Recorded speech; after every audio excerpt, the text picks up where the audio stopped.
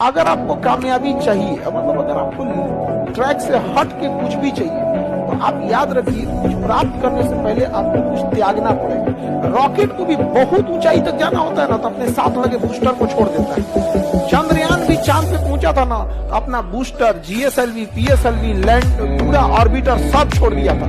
Last में उतरा था तो केवल लैंडर उतरा था। कुछ लोग आपको केवल रास्ते में साथ देने के लिए आते हैं, मंजिल तक आपको अकेले जाना होता है।